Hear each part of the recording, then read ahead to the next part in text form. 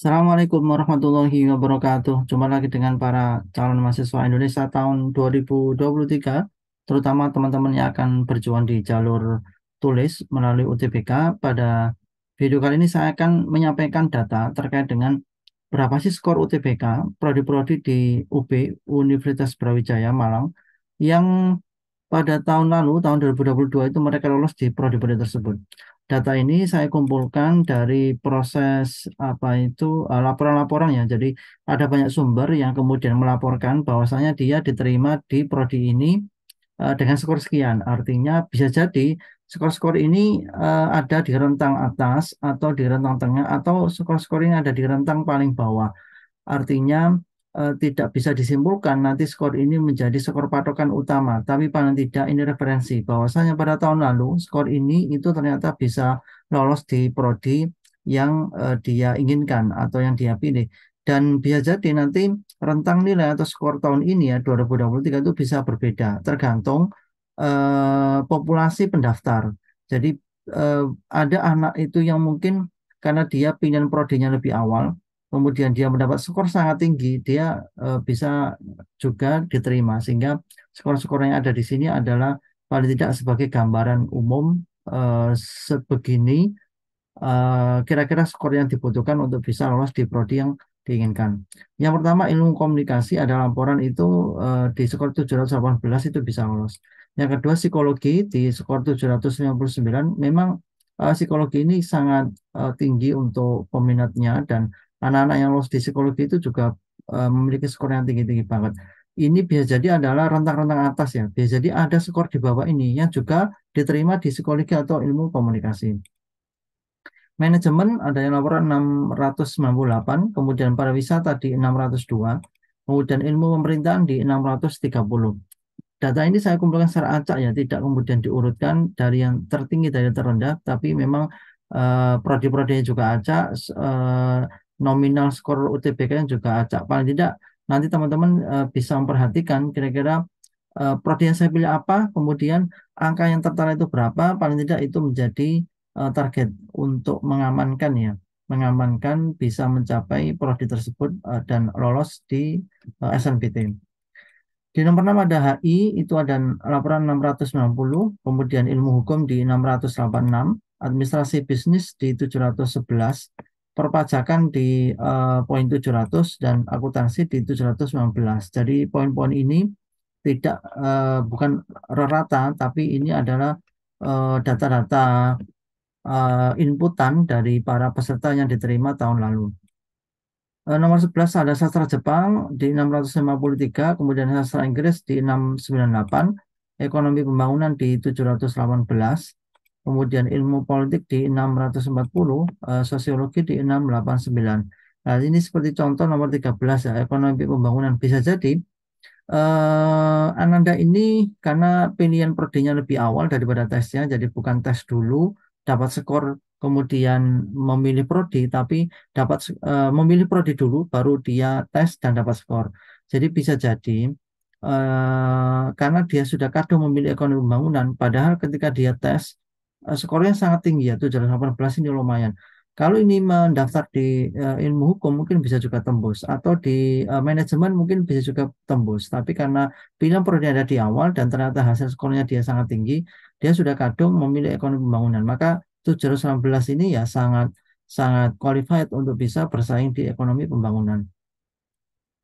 Nomor 16 ada kedokteran di 735. Kalau ini memang angka-angka yang apa itu amannya memang di angka 800-an ya, 750 sampai 800 itu angka aman di kedokteran. Nah, ini mungkin ada di rentang paling bawah di 735 itu bisa tembus FKUB. Farmasi di 652. Ini juga bisa jadi loh. Farmasi kok cuma 652. Bisa jadi ini rentang nilai yang paling bawah. Jadi ada anak mungkin skornya 700 lebih. Sama-sama diterima di farmasi. Karena kuotanya kan sekitar 55 atau 60-an mahasiswa.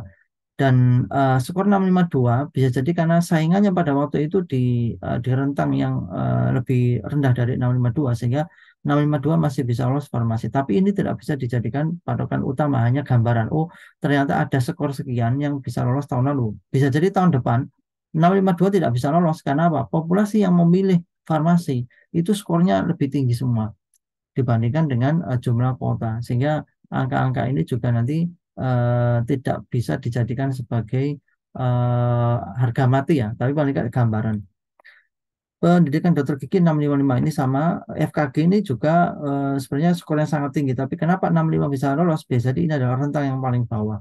Angka yang mungkin minimal ya, minimal ada di angka ini. Ilmu gizi 636 sama ilmu gizi juga persaingan sangat tinggi. Kemudian teknik sipil di 714. Nah, 714 ini kalau dia bersaing di prodi yang lebih tinggi, mungkin ini masih bisa qualified atau masih bisa kompetitif. Tapi dia karena mungkin sudah kadung milih teknik sipil, maka skor 714 ini ya bisa jadi dia sangat apa itu sangat bersaing, sangat kompetitif di teknik sipil. Berikutnya ada arsitektur di 651, kemudian ada sistem informasi di 680, kebidanan di angka 600, ilmu aktuaria di 691. Aktuaria ini sekarang banyak peminatnya di beberapa kampus karena memang ilmu-ilmu yang untuk prospek masa depan itu memiliki prospek yang sangat bagus. PWK, perencanaan wilayah dan kota di angka 600. Kemudian nomor 26 ada teknologi pangan, Tekpang 640, teknik komputer di 673, teknologi informasi di 658, bioteknologi di 610, dan pendidikan dokter hewan di 624. Saya lanjutkan di prodi statistika, itu di angka 676, teknik lingkungan di 619, agribisnis di 643, biologi di 665, dan teknik industri pertanian di 609. Lanjut ke prodi berikutnya ada manajemen sumber daya perairan di angka 561 ya.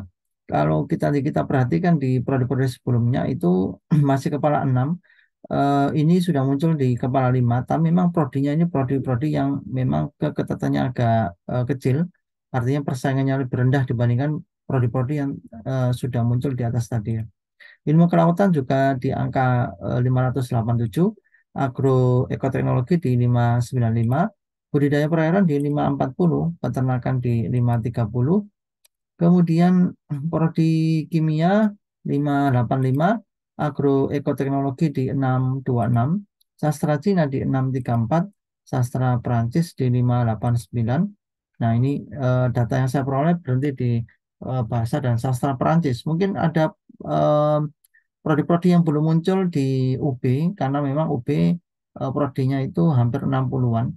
Karena memang data yang saya peroleh itu input yang masuk hanya sampai di sastra Prancis.